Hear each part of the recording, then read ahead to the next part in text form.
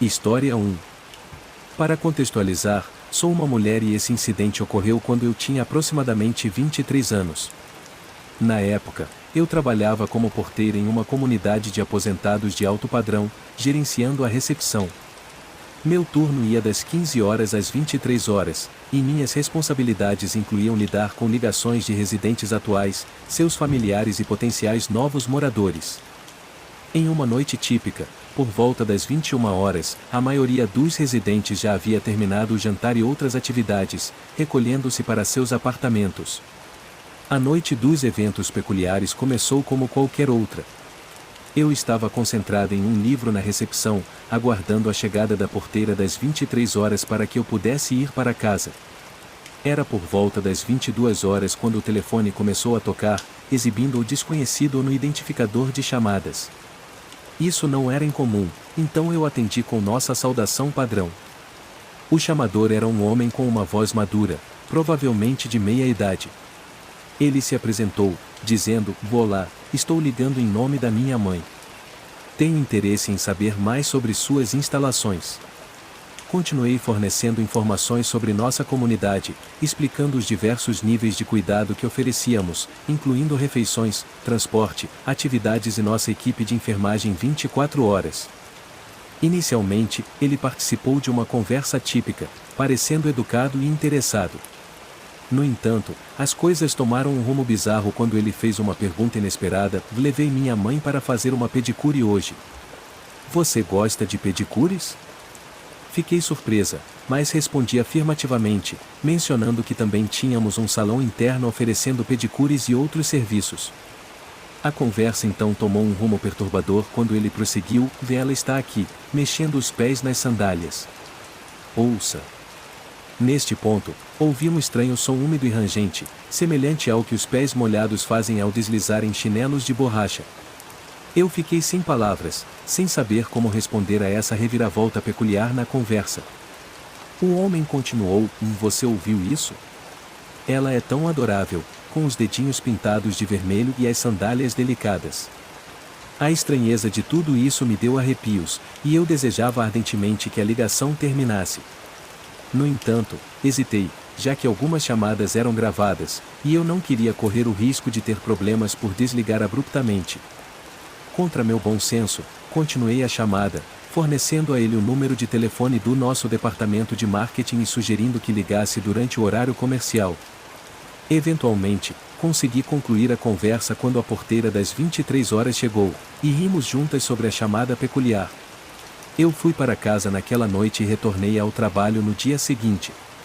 Naquela noite, por volta das 22 horas, o mesmo chamador desconhecido ligou novamente. Dessa vez, ele me cumprimentou com um: "Olá, Megan, tenho mais perguntas sobre sua comunidade." Perguntei se ele havia contatado o departamento de marketing, como eu havia sugerido anteriormente, mas ele respondeu negativamente, expressando a preferência de falar comigo e destacando meu comportamento agradável. Mais uma vez, a conversa se voltou para o tema de pedicures, e eu ouvi o mesmo som rangente ao fundo.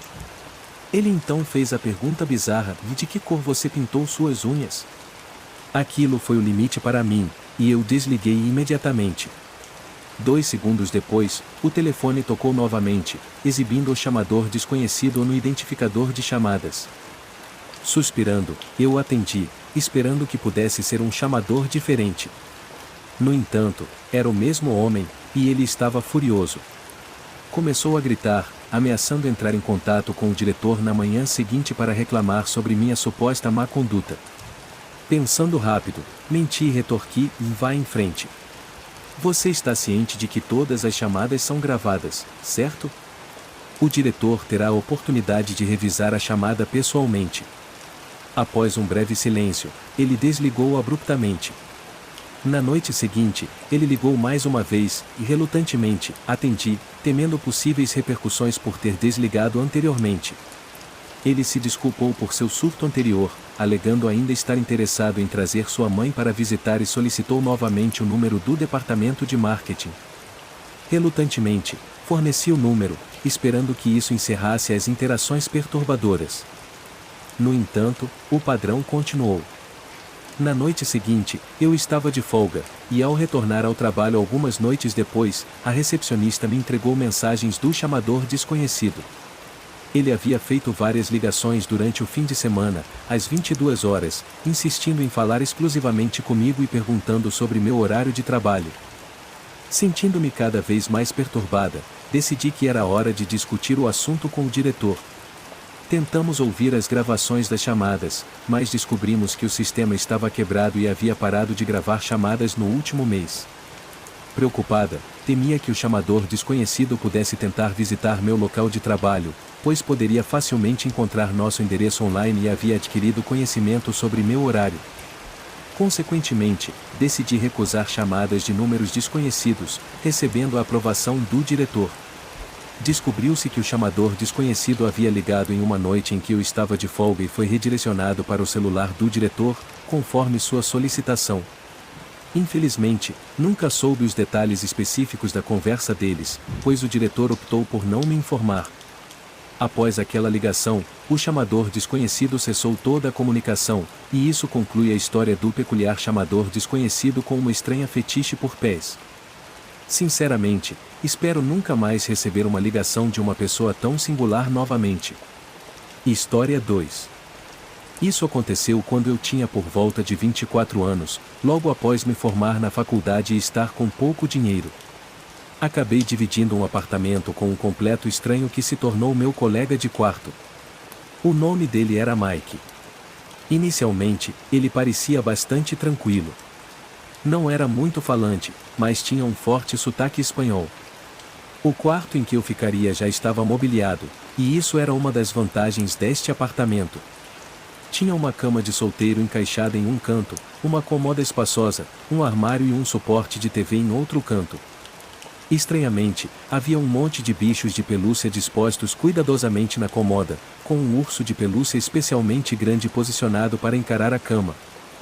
Quando perguntei a Mike sobre os bichos de pelúcia, ele soltou uma risada estranha e mencionou que o quarto dele tinha a mesma disposição.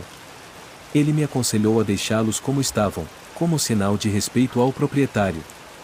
Eu não conversei muito com Mike naquele primeiro dia. Passei a maior parte do tempo desfazendo as malas com minhas roupas e suprimentos, e configurando minha TV. Enquanto estava deitado na cama assistindo TV naquela noite, pensei ter ouvido algo. Foi um som breve, mas definitivamente audível, parecido com o de um pequeno dispositivo eletrônico. Descartei isso como ruídos normais da casa e continuei assistindo meu programa. No dia seguinte, Mike passou o dia todo fora. Eu não tinha certeza da sua situação de trabalho, mas assumi que ele estava no trabalho. Naquela noite, enquanto eu estava no meu quarto assistindo TV, ouvi a porta da frente abrir, seguida por passos de Mike pelo corredor até o quarto dele, fechando a porta atrás de si. Mais tarde, enquanto eu estava trocando de roupa para dormir, ouvi o mesmo som eletrônico da noite anterior. Dessa vez, era mais distinto, sem o ruído da TV ao fundo. Inegavelmente, vinha de algum dispositivo eletrônico, embora eu não conseguisse identificar sua localização. Mesmo assim, não parecia ser um grande problema, então eu subi na cama e comecei a ler meu livro. No dia seguinte, quando cheguei em casa do trabalho, encontrei Mike, que perguntou sobre o livro que eu estava lendo. Inicialmente, fiquei intrigado com a pergunta, mas ele esclareceu que estava se referindo ao livro que estava no meu quarto. Fiquei olhando para ele, sentindo uma mistura de silêncio e confusão. Perguntei como ele sabia que eu estava lendo um livro, ao que ele explicou, com seu forte sotaque espanhol, que tinha entrado no meu quarto para pegar algo que tinha deixado lá e notou o livro. Pedi a ele educadamente que não entrasse no meu quarto sem permissão. Infelizmente, não havia uma fechadura na minha porta, então eu não podia impedi-lo de entrar quando eu não estava em casa. Naquela noite, enquanto eu pegava meu livro debaixo da cama, pausei, pensando em como ele poderia ter visto meu livro se estava embaixo da cama. Contemplar isso me perturbou, e eu perdi todo o interesse na leitura. Enquanto olhava ao redor do quarto, um pensamento arrepiante me ocorreu e notei o grande urso de pelúcia na cômoda novamente, perfeitamente posicionado para me encarar na cama. Foi quando uma ideia perturbadora cruzou minha mente. Puxado pela minha inquietação, me aproximei do urso, o peguei e examinei seus olhos de perto. Meu coração deu um pulo quando descobri uma câmera escondida em uma das órbitas dos olhos. Joguei apressadamente o urso em um canto do quarto e corri para a porta de Mike, tentando abri-la. Sua porta parecia ter uma fechadura, pois não se movia, mas eu tinha certeza de que ele estava lá dentro. Bati na porta, gritando o nome dele, mas não recebi resposta. Notei que a luz sob a porta dele escureceu, indicando que ele a havia apagado. Voltando ao meu quarto, liguei imediatamente para o proprietário. Relatei toda a situação e informei que precisava sair imediatamente, com razões válidas para quebrar o contrato de aluguel. Empacotei às pressas algumas coisas que havia trazido para o meu carro e parti naquela mesma noite sem nunca olhar para trás. Surpreendentemente, o proprietário nem sequer se aproximou de mim para cobrar o aluguel pelos poucos dias em que eu havia ficado lá. Desde aquela noite perturbadora, desenvolvi um medo de ursos de pelúcia. Sempre me certifico de que eles estejam virados para longe de mim. História 3. Eu sempre fui o estranho durante meu crescimento, então fazer amigos nunca foi realmente fácil para mim.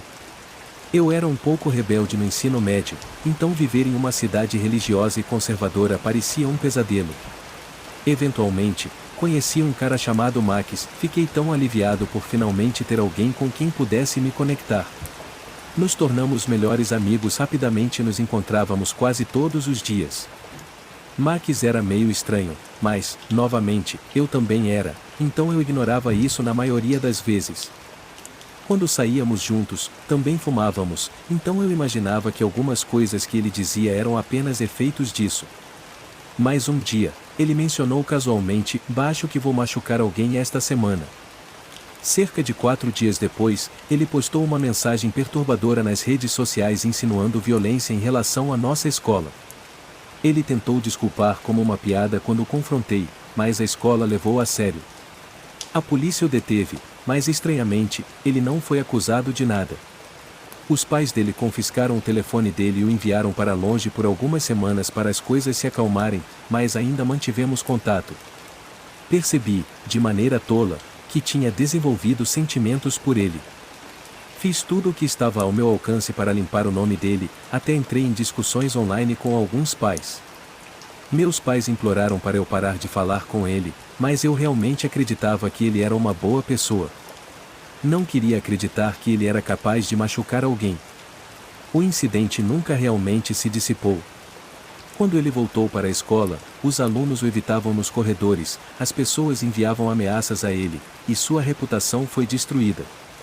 Depois de tudo isso, algo mudou nele. Ele ficou mais zangado. Estávamos tendo uma conversa normal e, de repente, ele começava a me atacar verbalmente. Se eu mencionasse um cara com quem estava conversando, ele me xingava. Se eu fizesse um novo amigo, ele se esforçava para sabotar a amizade, por razões inexplicáveis. Eu via isso como ele sendo protetor. Um ano se passou, o abuso verbal continuava, e eu nada fazia a respeito. Ainda estava apaixonado por ele, mas não agia, pois ele era meu amigo mais próximo. Para me distrair de Max, comecei a namorar um cara chamado Jake. Max não gostava de Jake, não por nenhum motivo específico, mas simplesmente porque eu estava passando tempo com outra pessoa. Jake também era traficante de drogas, e Max sabia disso. Max pediu a Jake que lhe adiantasse um pouco de maconha, já que sabiam que éramos melhores amigos, e Jake concordou, com a expectativa de ser pago de volta. No entanto, Max nunca pagou Jake de volta. Quando Jake o confrontou sobre isso, Max consistentemente o evitou. Após cerca de um mês, Jake avistou o carro de Max em um estacionamento de fast food e se aproximou dele. Jake tinha um pavio curto e estava carregando um taco de beisebol. Max entrou em pânico, rapidamente deixou seu lugar de estacionamento e ligou para o 911, alegando que era um negócio de drogas que deu errado. Jake foi preso por agressão com uma arma. 3 dias depois, após Jake ser libertado da prisão, ele viu Max parado em seu jardim da frente. Jake abaixou o vidro do carro, chamou Max de covarde e partiu. Max chamou a polícia novamente, e Jake foi preso por perseguição. Durante esse tempo, meus pais descobriram sobre meu hábito de fumar. Decidi ser honesto e contar a eles tudo. Eles ficaram compreensivelmente chateados, especialmente quando souberam do meu relacionamento com Jake, que era traficante de drogas. Eles confiscaram meu telefone imediatamente após a escola e me proibiram de ver Jake. Quando ele saiu da prisão, até fizeram eu instalar um aplicativo de rastreamento no meu telefone para garantir que eu estivesse em casa quando eles não estivessem. Embora meus pais tenham cogitado contar aos pais de Max sobre nosso hábito de fumar, eu sabia que isso o faria ser expulso de casa, então secretamente o avisei de que meus pais poderiam entrar em contato com os dele. Ele ficou furioso e disse coisas terríveis, desejando nunca ter me conhecido. Finalmente, eu tinha tido o bastante e disse a ele para não entrar mais em contato comigo. Meus pais nunca entraram em contato com os pais dele, paramos de falar, e eu me certifiquei de evitá-lo completamente na escola. Eu não tinha aulas com ele, então não foi tão difícil. No entanto, ele começou a espalhar boatos sobre mim, afirmando que eu era viciado em drogas e vendia fotos explícitas de mim mesmo. Depois vieram as mensagens. Ele começou a me enviar mensagens incessantes, então eu bloqueei o número dele. Ele começou a usar telefones de outras pessoas para me enviar mensagens, então bloqueei esses números também. Depois ele recorreu ao WhatsApp e ao GroupMe, que usávamos para o trabalho, então o bloqueei nessas plataformas também. Ele acabou sendo demitido do nosso emprego por deixar mensagens ofensivas nos recibos. A enxurrada de mensagens continuou por algumas semanas, e eu continuei bloqueando qualquer pessoa associada a ele. Um dia, depois de uma aula tardia na escola de música, notei 2 carros no estacionamento, dos meus professores e de Max. Entrei em pânico, tranquei as portas e liguei para dentro para verificar se Max estava lá. Ele não estava. Saí cautelosamente do meu carro, peguei meu violão e entrei para a aula sem problemas. No entanto, quando saí, Max estava estacionado bem ao meu lado, esperando eu entrar no meu carro. Quando me viu, começou a gritar palavrões. Eu fiquei paralisado enquanto ele continuava a gritar comigo. Entrei no meu carro pelo lado do passageiro e dirigi para casa o mais rápido possível. Ele começou a pedir para as pessoas o persuadirem a falar comigo na escola, mas eu recusei. A simples menção do nome dele desencadeava ataques de pânico tão severos que eu tinha que sair da escola. Acabei perdendo o mês inteiro de novembro e mudei para o ensino doméstico. Cerca de um mês após a mudança, enquanto dirigia com um amigo para pegar comida para minha mãe, notamos um carro atrás de nós piscando os faróis. Verifiquei o retrovisor e vi que era o carro de Max. Ele tinha um adesivo distintivo no topo do para-brisa, então o reconheci instantaneamente. Meu amigo confessou que Max estava nos seguindo desde que saímos do Target. Fingi não perceber, dirigi até a casa do meu amigo, a deixei e corri para casa. Neste ponto, meus pais decidiram envolver a polícia. Um policial veio até minha casa, colheu meu depoimento e examinou as capturas de tela das mensagens que Max havia me enviado. Minha amiga que estava comigo durante o incidente no drive-thru também falou com a polícia. Optamos por não apresentar queixas, mas registramos um relatório de incidente. Dias se passaram sem notícias de Max, e pensei que poderia ter acabado. No entanto, meu pai me informou que Max havia mandado mensagem para ele no Facebook, fazendo acusações infundadas sobre eu ser viciado em comprimidos e roubar dinheiro dele. Meus pais sabiam que isso era mentira, então compartilharam as mensagens com a polícia. A polícia visitou a casa de Max e o advertiu para parar de entrar em contato comigo. Continuei recebendo mensagens de contas aleatórias no Instagram, e ocasionalmente avistava o carro dele atrás de mim, mas parei de me dar ao trabalho de tirar capturas de tela. Desde que mudei para o ensino doméstico, me formei um ano antes e isso me permitiu mudar para a faculdade, onde não precisava mais me preocupar com ele me seguindo. A última notícia que tive sobre Max foi que ele foi preso alguns meses atrás, mas não tenho certeza absoluta. É triste como alguém que eu considerava um dos meus melhores amigos e até me apaixonei se tornou um dos meus maiores pesadelos, verdadeiramente trágico.